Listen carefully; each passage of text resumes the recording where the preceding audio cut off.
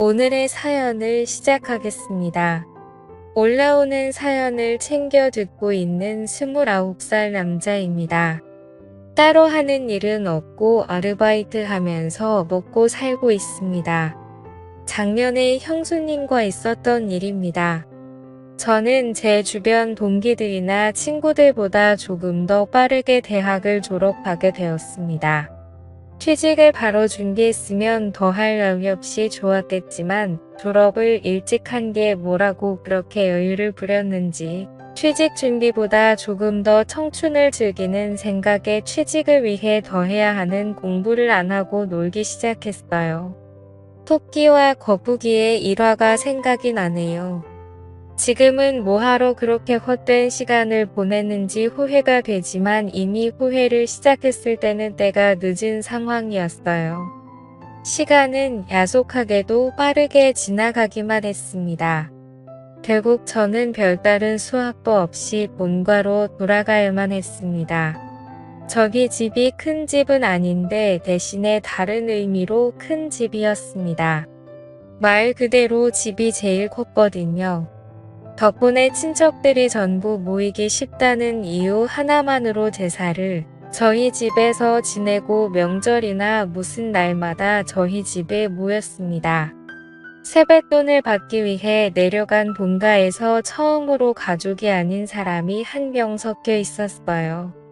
사촌형이 있었는데 결혼을 할 것 같다고 가족들에게 인사를 시키려 예비 형수님을 데리고 왔던 거예요.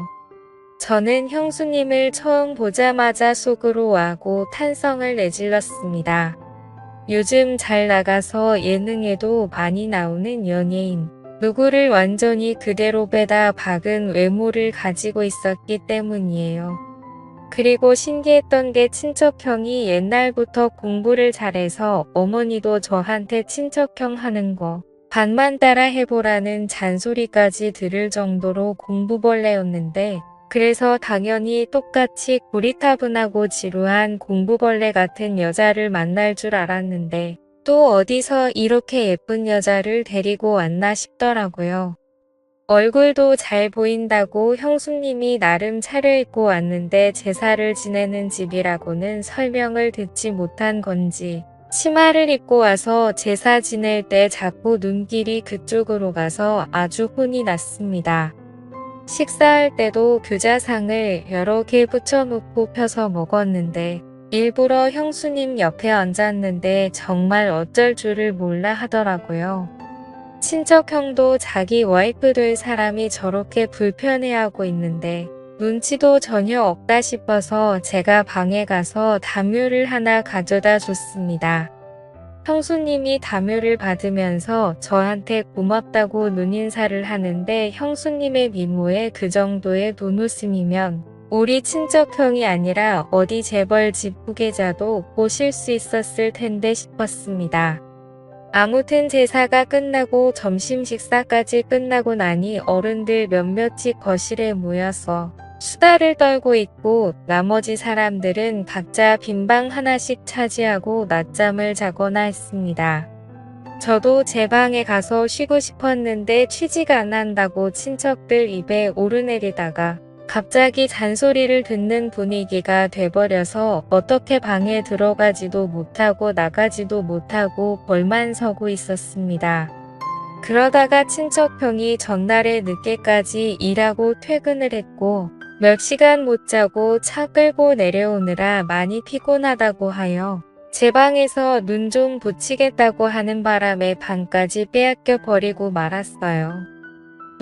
누구는 어디 취직했다더라 하면서 무슨 사돈의 팔촌 이야기까지 하면서 저를 나무라고 있었습니다. 일찍 눈치채고 방에 들어가지를 못해서 괜히 화제의 주인공이 되어버렸고 요즘은 뭐가 비전이 좋다더라 월급을 잘 받는다더라 이런 이야기를 들으면서 혼나고 있었습니다. 한수도 당하고 비교까지 당하니까 솔직히 자존심도 많이 상하고 내가 왜 이러고 있나 싶었는데 저희 친누나가 마침 친구 좀 만나고 오겠다고 밖으로 나가다가 갑자기 저를 향한 화살이 누나한테 향하게 된 것이었습니다. 명절날에 어딜 쏘다니냐 하면서 여자가 그렇게 밖으로 돌면 시집을 못 간다나 하면서 저 대신에 누나가 붙잡혀서 잔소리를 다 받아내기 시작한 거예요. 저는 그 틈을 타서 그 자리에서 빠져나올 수 있었습니다. 괜히 제 방에서 자고 있는 친척형을 깨우는 게 아닌가 싶어서 마침 붙잡혀 버린 누나 방에서 쉬면 되겠다 싶어서 거실에 있는 어른들한테 최대한 들키지 않도록 살금살금 누나 방으로 향했습니다. 시선은 친척 어른들을 향해 있었고 최대한 살살 문을 열고 들어갔는데 방에 들어가 방문을 닫았을 때 저는 얼음처럼 굳어버리고 말았습니다. 방 안에는 예비 형수님이 계셨고 마침 형수님은 누나가 빌려준 편한 옷으로 갈아입고 있던 와중이었던 거예요. 형수님들이 계시니 괜한 일을 만들까봐 형수님은 제가 들어오는 걸 보고도 놀라서 있을 뿐 소리도 지르지 못하는 상황이었던 거였습니다. 그런데 저도 그 순간에는 당황해서 어떻게 할 수가 없더라고요. 밖으로 나가면 나가는 대로 다시 친척들한테 잡힐 것 같고 그러다가 친척 어른들 앞에 형수님의 이런 꼴을 다 보여주겠다는 생각이 들었어요. 그래서 작은 소리로 연신 사과를 한 뒤에 고개를 반대쪽으로 돌려버렸습니다.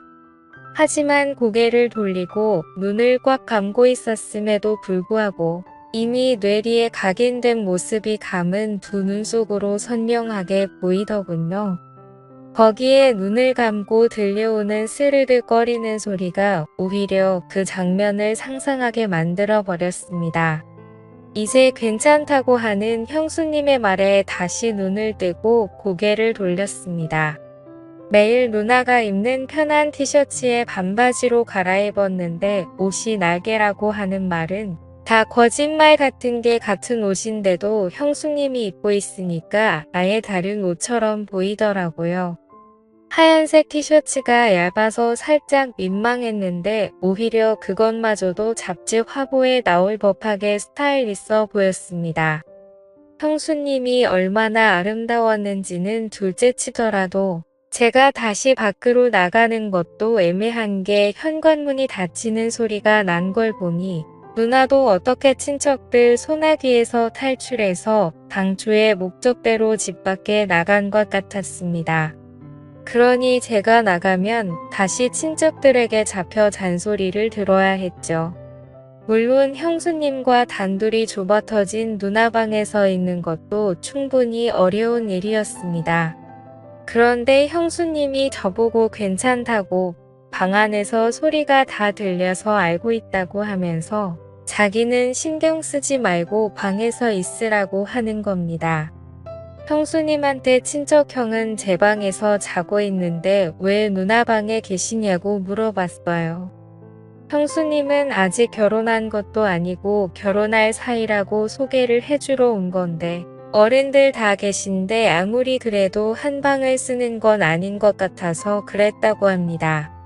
친척형이 제가 이 방에 있는 걸 알면 화내지 않겠냐고 물어보니 그건 걱정하지 말라고 하더라고요.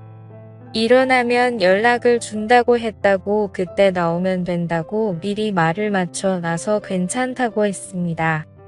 형수님도 가만 보니 먼 길 오느라 많이 피곤해 보였고 편한 옷으로 갈아입은 게 낮잠을 좀 자려고 했던 것 같아서 누나의 침대를 양보했습니다. 저는 바닥에 누워도 된다고 하고 바닥으로 먼저 누워버렸어요. 핸드폰으로 뭐 드라마나 영화 같은 걸 보려고 했는데 도무지 집중이 안 되더라고요. 형수님은 피곤했는지 금방 잠이 들었고 새근새근 숨 쉬는 소리가 들리니 그 소리가 너무 신경이 쓰였나 봐요.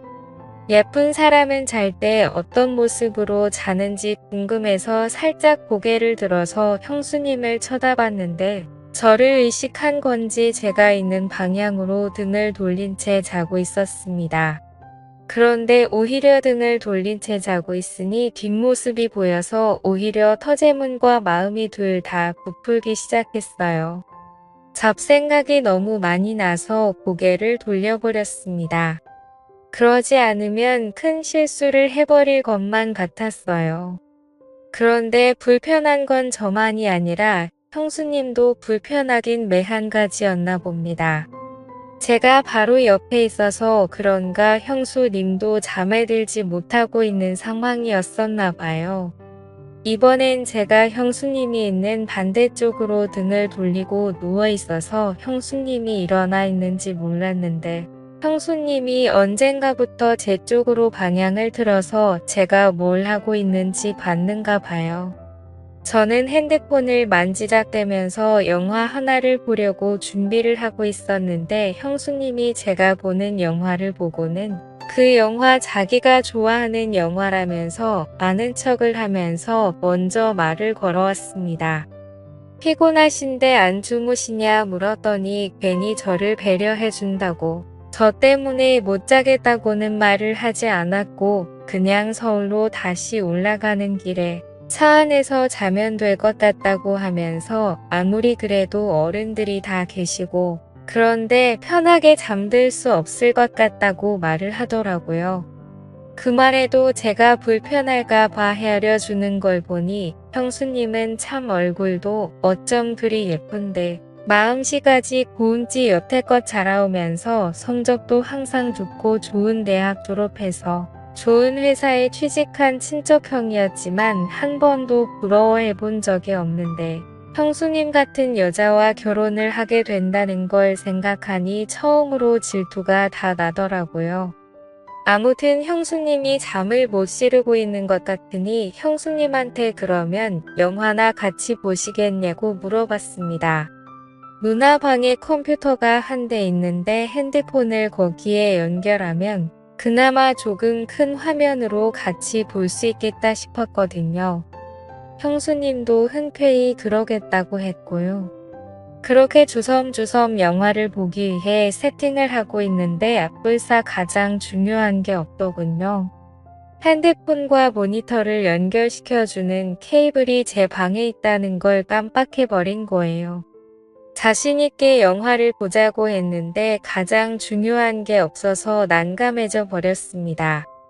형수님한테 죄송하다고 케이블이 없어서 영화를 같이 못 보겠다고 말을 하는데 형수님이 케이블 이거 말하는 거냐고 하면서 형수님의 가방에서 제가 필요한 케이블을 딱 꺼내더군요.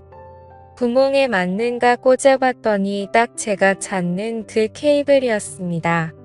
이런 걸 왜 가지고 다니시냐 물었더니 오늘 내려오는 길에 차 안에서 자기도 영화 한 편 보고 싶어서 가지고 왔다고 하는 거예요. 어떻게 우연히 겹쳐서 다행스럽게 제 핸드폰을 연결해서 형수님과 영화 한 편을 보기 시작했습니다. 형수님은 침대에 누워서 보고 있었고 저는 바닥에 누워서 보고 있었어요. 영화를 보는데 바닥에 누워서 책상 위에 있는 화면을 보려고 하니 몸이 많이 베기더라고요. 그래서 이리 돌아 누웠다 저리 돌아 누웠다 하며 편한 자세를 찾고 있는데 형수님이 그걸 보더니 미안했나 봅니다. 괜찮으니까 옆에 와서 침대에 누워서 보라고 하시더라고요. 그래도 제가 어찌 형수님 옆에 누워 있겠느냐 하니까 형수님이 그러면 자기가 바닥에 누워서 볼 테니 저보고 침대에 올라오라는 겁니다. 그런데 또 그건 그거대로 못할 짓이더라고요. 그래서 하는 수 없이 형수님 옆에 자리를 깔고 누웠습니다. 누나 혼자 쓰는 방이다 보니 침대가 그렇게 큰 편이 아니라서 최대한 멀리 떨어져서 누우려고 했는데도 엄청 가깝게 느껴졌어요. 형수님이 뒤척일 때마다 형수님의 오른쪽 팔과 제 왼쪽 팔이 닿았는데 참 그렇더군요. 가까이 몸을 맞대고 누워있으니 향긋한 향수 냄새도 살짝 올라오고 뭔가 이상한 생각이 자꾸 들어서 저는 하는 수 없이 이불을 덮어서 몸을 가려야만 했습니다. 형수님도 참 과감한 게 아무리 제가 형의 동생이라도 그렇지 너무 저를 동생 취급을 하는 게 아닌가 싶었어요. 저도 취직만 안 했다 뿐이지 곧 서른을 바라보는 남자인데 말입니다. 영화가 생각보다 연인 사이가 아닌 남녀가 같이 보기에는 조금 그런 장면들이 많이 나오더군요. 소리를 작게 해놔서 망정이지 밖에까지 들렸으면 오히려 제가 형수님이랑 뭐라도 하는 줄 오해받기 딱 좋은 장면이 나오는 겁니다. 아무리 형수님이 대범해도 그렇지 그 장면이 나올 때만큼은 고개를 돌리고 있더라고요. 장면은 끝날 생각은 안 하고 소리는 더욱더 대담해지는 것 같아서 제가 냉큼 일어나 영화를 꺼버렸습니다. 그리고 저도 모르게 형수님한테 아까부터 계속 미안하다고 사과를 했어요. 형수님도 영화가 꺼지고 나니 괜찮아졌는지 아니라고 방을 뺏어간 오빠가 잘못한 거지 제가 잘못한 거 아무것도 없다고 하고 살짝 웃는데 가지런하고 새하얀 이빨이 보이는데 정말 안 이쁜 곳이 하나도 없는 사람이었습니다.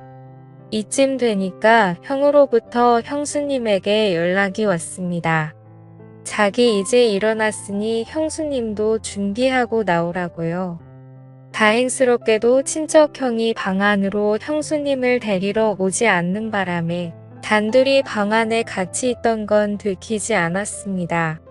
다만 형수님이 방에서 먼저 나가야 하는 상황에서 빌려 입었던 누나 옷에서 형수님이 원래 입고 있던 옷으로 갈아입어야 하는 상황이 발생한 거예요.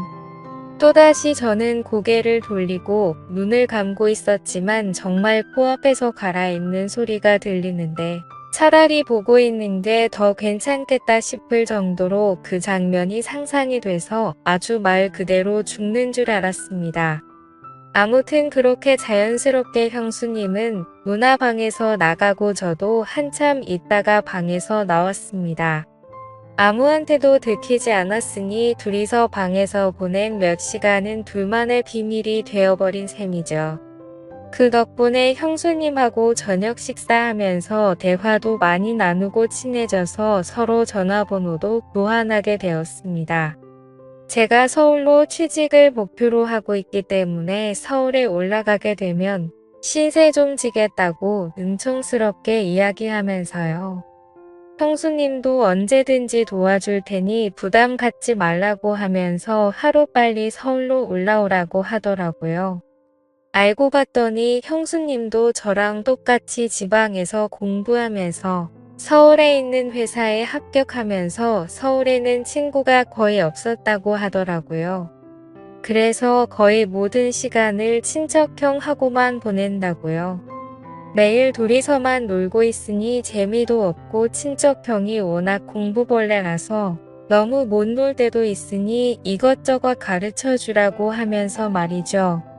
그래서 저랑 형수님 단둘이서 의기투합해서 저녁 식사가 끝나고 또 식탁에 앉아서 한참 수다를 떨었습니다. 형수님도 이제 더 늦기 전에 출발하는 게 좋겠다고 하고 일어났는데 저 멀리서 보니까 친척형은 거실에서 상을 갈아놓고 삼촌들하고 술판을 벌이고 있더군요. 형수님도 많이 당황한 듯 보였습니다. 형수님은 운전을 못하는 듯 보였고 친척형도 삼촌들에게 주는 술 한 잔, 두 잔 받아 먹다가 고기가 풀려버려서 술판이 벌어져 버리고 만 것이에요. 형수님이랑 낮에 방에서 단둘이 잠깐 있었고 저녁 식사를 하고 나서도 둘이서 의기투합을 한 것 때문에 형수님이 혹시 나에게도 관심이 있는가 하는 생각을 했는데 형수님이 형을 많이 좋아한다는 생각이 들었습니다. 그 와중에도 술 먹고 있는 형한테 화를 내는 게 아니라 천천히 마시라고 말하면서 자연스럽게 그 자리에 합석을 해서 삼촌들이 주는 술을 넙죽넙죽 받아 마시기 시작했어요. 삼촌들이 특히 짚고 준 게 보통이 아닌데도 그 농담을 다 받아치면서 분위기를 빛내주더라고요.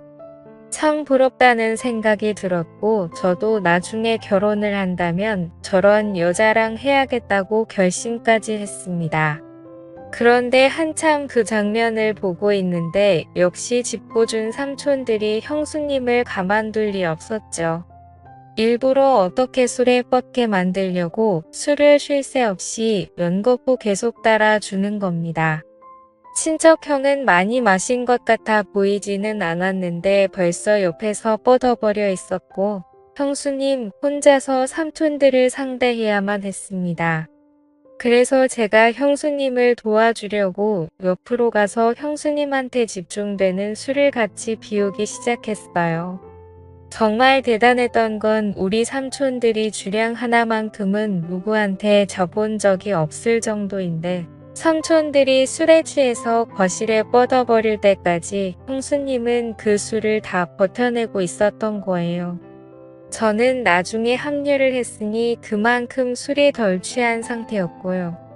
아무튼 삼촌들은 그렇게 그냥 거실에서 재우고 형님하고 형수님을 제 방으로 옮겨서 재우고 저는 그날 외박을 하기로 한 누나 방에서 잠에 들었습니다.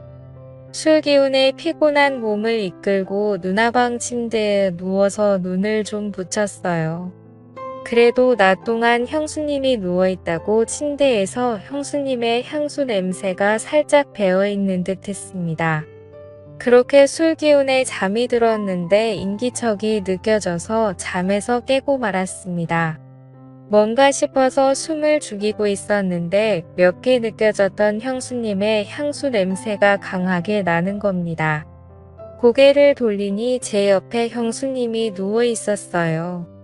형수님도 술 기운이 많이 올라있는 듯 보였고 분위기를 보아하니 화장실을 다녀왔다가 방을 착각해서 낮 동안 한참 있었던 누나 방으로 돌아온 것 같았습니다.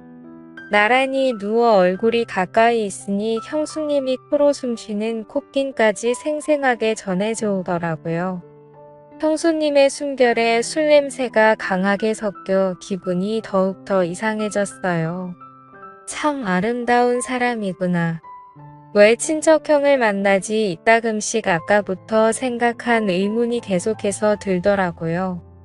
저랑은 나이차도 별로 나지 않으니 아무리 연상의 여인이라도 저를 먼저 만났으면 어떻게 됐을까 싶은 묘한 질투심도 가지고 있었던 상황이고 말입니다. 더 있으면 무슨 일이 생길 것 같아서 한참을 고민하다가 방에서 나와 삼촌들이 뻗어 있는 거실 한 구석에서 저도 잠에 들었습니다. 다음 날 아침이 돼서 형수님은 전날 밤의 상황을 기억을 못하는 듯 했어요. 삼촌들은 새벽 6개 깨서 이미 다 돌아갔고 친척형과 형수님도 같이 돌아갈 채비를 하더군요. 이대로 보내면 언제 또 만나나 싶은 생각이 들었습니다. 친척형은 그렇다 쳐도 딱 하루 같이 있었을 뿐인데 형수님을 한동안 못 본다는 생각을 하니 너무 서운하고 아쉬웠어요. 그렇게 친척형 내를 보내고 저는 다시 누나 방으로 들어왔습니다. 제 방도 있었지만 형수님이 벌써 보고 싶어져서 방 안에 남아있는 형수님의 잔향이라도 맡아보려 들어왔어요. 그런데 벼랑간 제 핸드폰이 울리더군요. 형수님이었습니다. 내용은 얼른 취직하라고 그리고 서울에서 보자는 말이었어요. 그리고 형수님이 덧붙인 말은 얼른 서울에 와서 어젯밤에 왜 그냥 나갔냐고 하는 겁니다. 취했다고 생각했던 형수님은 사실 제정신이었던 거고 저는 굴러 들어온 기회를 제 발로 차버리고 말았던 거예요. 아무튼 그 말이 계기가 되어서 저는 엄청나게 공부를 하게 되었고 원하는 대로 서울에 취직을 하게 되었습니다. 마침 회사도 형수님 내 신혼집과 가까워서 친척형이 출장을 간 날에는 형수님과 둘이서 서로의 마음을 확인하고 연인처럼 함께 시간을 보냈어요. 아직도 가족들에게는 비밀로 하고 형수님과는 종종 만나고 있습니다. 꼬리가 길면 밟힌다는 말이 있는데 들킬 땐 들키더라도 저는 이 관계를 쉽게 끊고 싶지는 않네요. 형수님도 딱 이 정도 사이까지만 원하는 것 같아서 그런 부분은 조금 많이 아쉽습니다. 형수님이 언제든 저를 선택할 결심이 서면 저는 그때는 제 모든 걸 걸어서라도 형수님을 행복하게 해주려고 하는 생각입니다. 지금까지 제 사연을 들어주셔서 감사드립니다. 구독과 좋아요 부탁드려요. 감사합니다.